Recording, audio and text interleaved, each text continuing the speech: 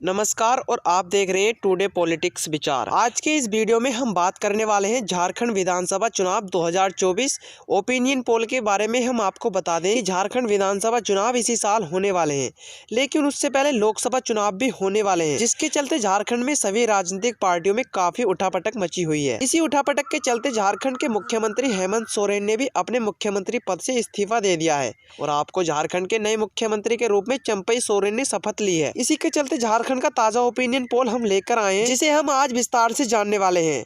और हम जानने वाले हैं कि यदि झारखंड में आज ही चुनाव करा लिया जाए तो किसकी सरकार बनने जा रही है। आज की इस ओपिनियन पोल में हम जानने वाले हैं कि किस पार्टी को या किस गठबंधन को कहां से कितनी सीटें मिलने जा रही हैं और कौन झारखंड में अपनी पूर्ण बहुमत की सरकार बनाने जा रही है। और आप अपनी राय कमेंट करके जरूर बताएं। और आप अब की बार झारखंड में किसकी सरकार बनना देखना चाहते हैं, क्योंकि जनता की राय लोकतंत्र को मजबूत बनाने के लिए महत्वपूर्ण होती है, इसलिए अपनी कीमती राय अवश्य दें। चलिए शुरू करते हैं और बात करते हैं। सबसे पहला जिला है धनबाद। धनबाद में विधानसभा की कुल 10 सीट है। यहाँ पर बीजेपी के खाते में 6 विधानसभा सीट जाती दिखाई दे रही है। और यदि बात करें धनबाद में कांग्रेस की, तो कांग्रेस के खाते में 4 विधानसभा सीट जाती दिखाई दे रही है। ये कहें कि धनबाद में बीजेपी अपनी सरकार बनाती नजर आ रही है। चलिए इसी के साथ गिरिडीह की बात करें तो गिरिडीह में विधानसभा की कुल 6 सीट है। यहाँ पर बीजेपी के खाते में 4 विधानसभा सीट जाती दिखाई दे रही है। और यदि बात करें गिरिडीह में कांग्रेस की, तो कांग्रेस के खाते में 2 विधानसभा सीट जाती दिखाई दे रही है। ये कहें कि गिरिडीह में कांग्रेस को भारी नुकसान का सामना करना पड़ सकता है। चलिए इसी के साथ पूर्वी सिंहभूम की बात करें तो पूर्वी सिंहभूम में विधानसभा की 6 सीट है। यहाँ पर कांग्रेस को और बीजेपी को टक्कर देखने को मिल सकती है। यदि बात करें पूर्वी सिंहभूम में बीजेपी की, तो बीजेपी के खाते में 3 विधानसभा सीट जाती दिखाई दे रही है। और यदि बात करें कांग्रेस की, तो कांग्रेस के खाते में भी 3 विधानसभा सीट जाती दिखाई दे रही है। चलिए इसी के साथ अगर बोकारो जिले की बात करें तो बोकारो में विधानसभा की कुल 1 सीट है। यहाँ पर बात करें बीजेपी की, तो बीजेपी के खाते में 1 की 1 सीट जाती दिखाई दे रही है। और यदि बात करें बोकारो में कांग्रेस की, तो कांग्रेस के खाते में कोई भी सीट जाने का अनुमान नहीं है। ये कहें कि बोकारो में कांग्रेस को बुरी तरह हार का सामना करना पड़ सकता है। चलिए इसी के साथ अगर पलामू जिले की बात करें तो पलामू में विधानसभा की कुल 5 सीट है। यहाँ पर बीजेपी के खाते में 3 विधानसभा सीट जाती दिखाई दे रही है। और यदि बात करें पलामू में कांग्रेस की, तो कांग्रेस के खाते में 2 विधानसभा सीट जाती दिखाई दे रही है। यह कहें कि पलामू में बीजेपी 1 सीट से अपनी सरकार बनाती नजर आ रही है। और यदि हम बात करें हजारीबाग की, तो हजारीबाग में विधानसभा की कुल 4 सीट है। यहाँ पर बीजेपी और कांग्रेस को टक्कर देखने को मिल सकती है। यदि हजारीबाग में कांग्रेस की बात करें तो कांग्रेस के खाते में 2 विधानसभा सीट जाती दिखाई दे रही है। और यदि बात करें बीजेपी की, तो बीजेपी के खाते में 2 विधानसभा सीट जाती दिखाई दे रही है। चलिए इसी के साथ पश्चिमी सिंहभूम की बात करें तो पश्चिमी सिंहभूम में विधानसभा की 5 सीट है।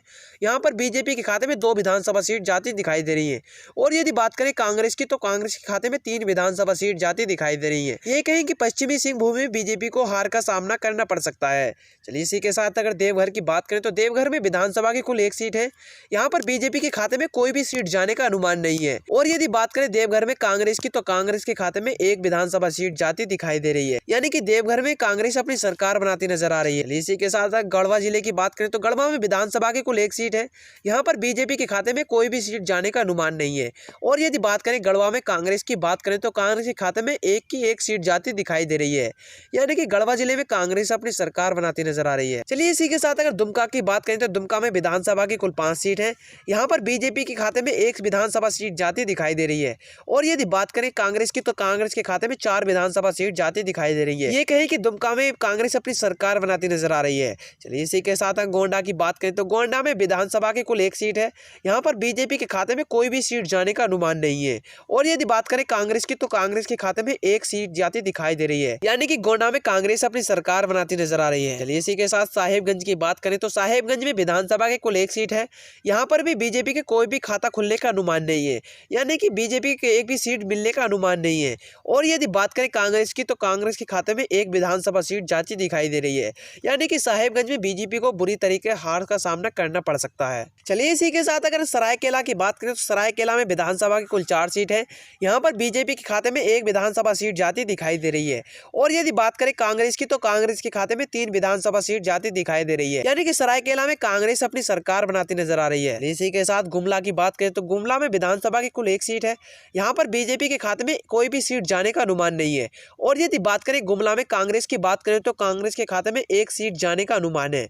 यानी कि गुमला में कांग्रेस अपनी सरकार बनाती नजर आ रही है। इसी के साथ रामगढ़ की बात करें तो रामगढ़ में विधानसभा की कुल 2 सीट है। यहाँ पर बीजेपी के खाते में भी कोई भी सीट जाने का अनुमान नहीं है। और रामगढ़ में कांग्रेस की बात करें तो कांग्रेस के खाते में 2 विधानसभा सीट जाती दिखाई दे रही है।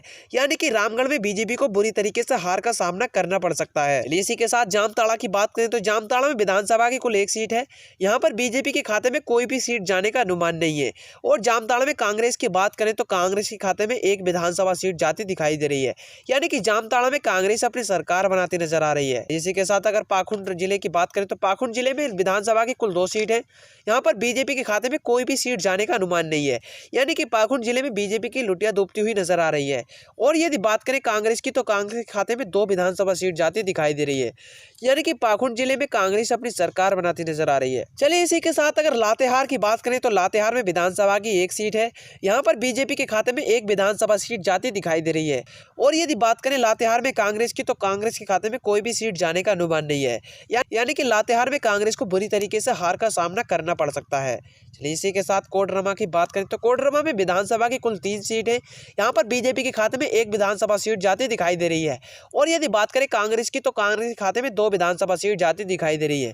यानी कि कोडरमा जिले में कांग्रेस अपनी सरकार बनाती नजर आ रही है। चलिए इसी के साथ सिमडेगा की बात करें तो सिमडेगा में विधानसभा की कुल 4 सीट है। यहाँ पर बीजेपी और कांग्रेस को टक्कर देखने को मिल सकती है। यदि बात करें बीजेपी की तो बीजेपी के खाते में 2 विधानसभा सीट जाती दिखाई दे रही है। और यदि बात करें सिमडेगा में कांग्रेस की तो कांग्रेस के खाते में भी 2 विधानसभा सीट जाती दिखाई दे रही है। और यदि हम बात करें खुंटी जिले की तो खुंटी जिले में विधानसभा की 3 सीट है। यहाँ पर बीजेपी और कांग्रेस को टक्कर देखने को मिल सकती है। यदि बात करें बीजेपी की तो बीजेपी के खाते में भी 3 विधानसभा सीट जाती दिखाई दे रही है। और यदि बात करें खुंटी जिले में कांग्रेस की तो कांग्रेस के खाते में भी 3 विधानसभा सीट जाती दिखाई दे रही है। इसी के साथ लोहरदगा की बात करें तो लोहरदगा में विधानसभा की 3 सीट है। यहाँ पर बीजेपी के खाते में 2 विधानसभा सीट जाती दिखाई दे रही है। और लोहरदगा में कांग्रेस की बात करें तो कांग्रेस के खाते में 1 विधानसभा सीट जाती दिखाई दे रही है। ये कहें कि लोहरदगा में कांग्रेस हार का सामना करना पड़ सकता है। चलिए इसी के साथ रांची की बात करें तो रांची में विधानसभा की 7 सीट है। यहाँ पर बीजेपी के खाते में 2 विधानसभा सीट जाती दिखाई दे रही है। और यदि बात करें कांग्रेस की तो कांग्रेस के खाते में 5 विधानसभा सीट जाती दिखाई दे रही है।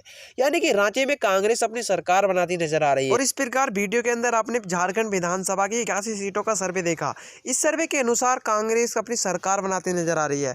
कांग्रेस के खाते में कुल 46 सीट जाती दिखाई दे रही है। और यदि बात करें बीजेपी की तो बीजेपी के खाते में 35 सीटें जाती दिखाई दे रही हैं। यानी कि झारखंड विधानसभा में अब की बार कांग्रेस अपनी सरकार बनाती नजर आ रही है। और ऐसी ही वीडियो को देखने के लिए हमारे चैनल को सब्सक्राइब करें और बेल आइकन को प्रेस अवश्य करें ताकि आने वाली हर वीडियो का नोटिफिकेशन आप तक पहुंच सके। धन्यवाद।